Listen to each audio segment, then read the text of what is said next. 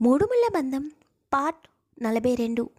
విక్రమ్కి నోట్లో నుండి మాట రావడం లేదు. వైష్ణవిని ఎప్పుడూ కూడా అలాంటి పరిస్థితుల్లో చూస్తాడని విక్రమ్ ఊహించలేదు. ఇంతలో డోర్ నాక్ సౌండ్కి వెళ్ళి డోర్ ఓపెన్ చేస్తాడు.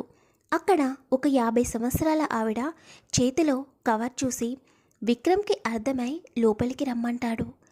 ఆమె లోపలికి వచ్చిన తర్వాత వైష్ణవిని చూపించి, తనకి డ్రెస్ చేంజ్ చేయాలి, నేను బయట ఉంటాను, డ్రెస్ చేంజ్ చేసిన తర్వాత బెడ్షీట్స్ కూడా మార్చండి, మొత్తం వాటర్ అయిపోయాయి అని చెప్పి విక్రమ్ స్టీఫెన్ దగ్గరికి వెళతాడు. విక్రమ్ కోసమే ఎదురు చూస్తూ ఉంటాడు స్టీఫెన్. విక్రమ్ స్టీఫెన్ దగ్గరికి వచ్చి చాలా కోపంగా, వాళ్ళు ఎవరన్నది రేపు మార్నింగ్లోగా నాకు తెలియాలి, నువ్వు వాడి చేత ఎలా నిజం చెప్పిస్తావో నాకు తెలియదు, వైష్ణవిని ఎవరు కిడ్నాప్ చెయ్యమన్నారు, వాడి నోటంతా వాడే నిజం చెప్పేటట్టు చెయ్యి, రేపు నా చేతిలో వాళ్ళ ప్రాణాలు పోవడం ఖాయం అని చెబుతాడు.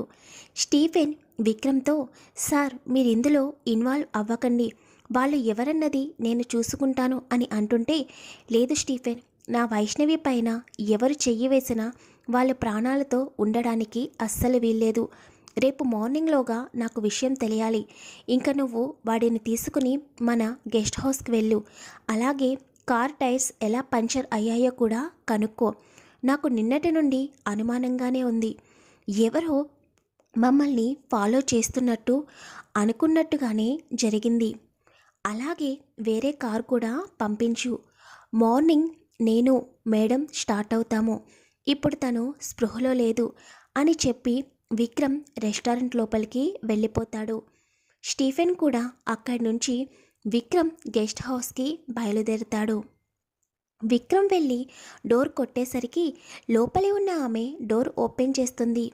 అమ్మాయికి డ్రెస్ చేంజ్ చేశాను బాబు, అలాగే బెడ్షీట్లు కూడా మార్చాను అని చెప్పగానే విక్రమ్ తన వ్యాలెట్లోంచి కొంత అమౌంట్ తీసి ఆ పెద్దావిడికిచ్చి, అలాగే వైష్ణవికి జ్యూస్ కూడా తీసుకురమ్మని చెబుతాడు.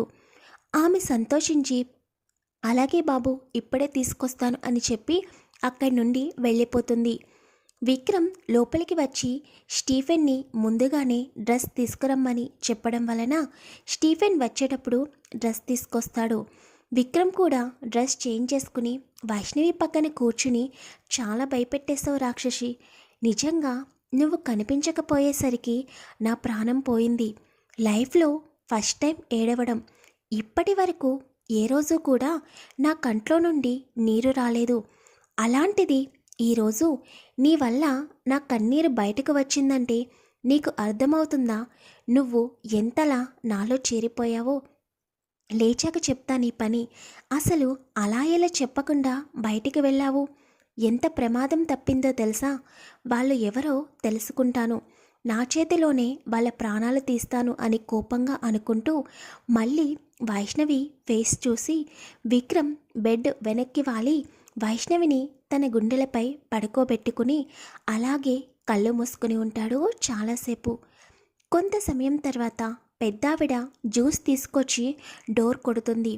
విక్రమ్ డోర్ తీసి జ్యూస్ గ్లాస్ తీసుకుని మళ్ళీ డోర్ క్లోజ్ చేసేసి వైష్ణవి దగ్గరికి వచ్చి నెమ్మదిగా తనని తన వడిలో కూర్చోబెట్టుకుని జ్యూస్ స్పూన్తో వైష్ణవికి పట్టిస్తూ ఉంటాడు. నెమ్మదిగా కొంచెం పట్టించిన తర్వాత మిగిలిన జ్యూస్ తను తాగేసి వైష్ణవిని బెడ్పై పడుకోబెట్టి విక్రమ్ ఆలోచిస్తూ ఉంటాడు. గుడిలో స్వామీజీ వైష్ణవికి ఈరోజు ప్రాణగండం ఉందని చెప్పిన విషయం గురించి ఆలోచిస్తూ, ఆ స్వామీజీ ఎలా ముందే చెప్పగలిగాడు, అంటే అతను చెప్పినట్టు సప్త సముద్రాల అవతల నుండి నిజంగానే ఒక వ్యక్తి వస్తాడా, తనకి వైష్ణవికి ఉన్న సంబంధం ఏమిటి, అతను వస్తే మా ఇద్దరి మధ్య ఎందుకు ఎడబాటు వస్తుంది, అసలు ముందు వైష్ణవిని ఎందుకు కిడ్నాప్ చేయాలని అనుకున్నారు, ఎవరు కిడ్నాప్ ప్లానింగ్ చేసింది తెలుసుకోవాలి, ఇవన్నీ తెలుసుకుంటే గానీ వైష్ణవి సేఫ్గా ఉండదు, నేను నా ప్రాబ్లం సాల్వ్ చేసుకోవడానికి ఇండియా వచ్చాను, కానీ ఎంత కోపంతో ఇండియా వచ్చానో ఆ కోపం మొత్తం ప్రేమగా మారిపోయింది ఈ రాక్షస్ పైన, ముందు ఆ రిత్విక్ వస్తేనే కానీ నా ప్రాబ్లం క్లియర్ అవ్వదు. వాడు ఇంకెన్ని రోజులు నాకు దొరకకుండా ఉంటాడో నేను చూస్తాను అని అనుకుంటూ వెనక్కి తిరిగి చూస్తాడు. వైష్ణవి మొత్తం తడిసిపోవడం వలన ఆ చలికి డ్రెస్సు చేంజ్ చేసినా కూడా వైష్ణవి వణుకుతూ కనిపిస్తుంది. అది గమనించిన విక్రమ్ బెడ్ దగ్గరికి వెళ్ళి వైష్ణవికి బెడ్షీట్ కప్పుతాడు. అయినా కూడా వైష్ణవి ఇంకా వణుకుతుంటే నెమ్మదిగా వైష్ణవి పక్కన పడుకుని తనని తన గుండెలపై పడుకోబెట్టుకుని వైష్ణవి చుట్టూ చేతులు వేసి తల నిమురుతూ ఉంటాడు.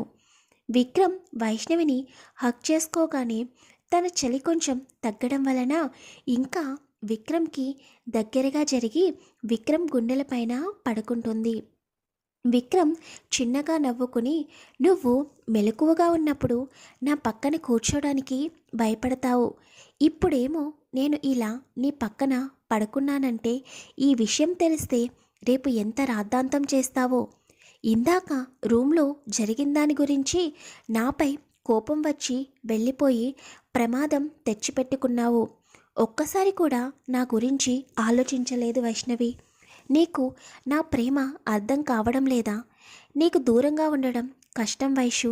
త్వరగా నా ప్రేమను అర్థం చేసుకో. నేను నిన్ను ప్రేమిస్తున్నానని చెప్పడానికి ఇంకా టైం పడుతుంది. కానీ నా బిహేవియర్ వల్ల నేను నిన్ను ప్రేమిస్తున్నట్టు నీకు తెలుస్తుంది కదా. నేను నీతో తప్ప ఇంకా ఎవరితోనూ ఇలా ఉండలేను. ప్లీజ్ త్వరగా అర్థం చేసుకో. నాకు దూరంగా వెళ్ళకు అని చెప్పి వైష్ణవి నుదుటిన ముద్దు పెట్టుకుని అలాగే విక్రమ్ కూడా నెమ్మదిగా నిద్రలోకి జారుకుంటాడు. ఇక అక్కడి నుండి పారిపోయిన రౌడీలు ఎక్కడికి వెళ్లారో తెలుసుకుందాం. కారు సౌండ్ వినిపించగానే తను కోరుకున్న అమ్మాయి వచ్చిందేమోనని ఎంతో ఆతృతగా లేచి నిలబడతాడు ఆ బాస్. రౌడీలు దెబ్బలతో నడవలేక లోపలికి వస్తారు. లోపలికి వచ్చిన వారిని చూడగానే ఆ వ్యక్తి కోపంగా, ఏమైంది, ఏంటి ఒళ్ళంతా దెబ్బలు తగిలించుకుని వచ్చారు, ఇంతకీ ఆ అమ్మాయి ఏది అని సీరియస్గా అడుగుతాడు. వాళ్ళు అది ఆ అమ్మాయి అని నసుకుతుంటే వెంటనే తన పాకెట్లో ఉన్న గన్ తీసి ఇప్పుడు చెప్పండి అని సీరియస్గా అంటాడు. అందులో ఒకడు ధైర్యం తెచ్చుకొని, సార్, ఆ అమ్మాయిని కిడ్నాప్ చేసిన విషయం నిజమే, కానీ ఆ అమ్మాయిని కార్ ఎక్కిస్తుండగా ఆ అమ్మాయితో వచ్చిన వ్యక్తి మా అందరినీ ఇలా కొట్టి ఆ అమ్మాయిని తీసుకుని వెళ్ళిపోయాడు అని చెబుతాడు. వెంటనే ఆ బాస్కి కోపం వచ్చి తన గన్ తీసుకుని చెప్పిన వాడి కాలు మీద షూట్ చేస్తాడు. 10 మంది ఒక్కడిని కొట్టగలేకపోయి ఇలా దెబ్బలు తగిలించుకుని వచ్చారా? అసలు ఇలాంటి దద్దమ్మలను నేను ఇన్ని రోజులు మేపుతుంది. ఛా, ఒక్కడిని కొట్టలేక అమ్మాయిని వదిలేసి వచ్చారు అని చాలా సీరియస్ అవుతూ ఉంటాడు. బంగారం లాంటి చిలక చిక్కినట్టే చిక్కి చేజారిపోయింది. అంతా మీ వల్లే. ఇప్పుడు ఆ అమ్మాయిని చంపమన్నవాడు కాల్ చేస్తే నేను ఏం సమాధానం చెప్పాలి? ఇందాక మీరు అమ్మాయిని కిడ్నాప్ చేశారని చెప్పగానే నేను వాడికి కాల్ చేసి విషయం చెప్పగానే వాడు డైరెక్ట్గా నా అకౌంట్కి అమౌంట్ పంపించాడు.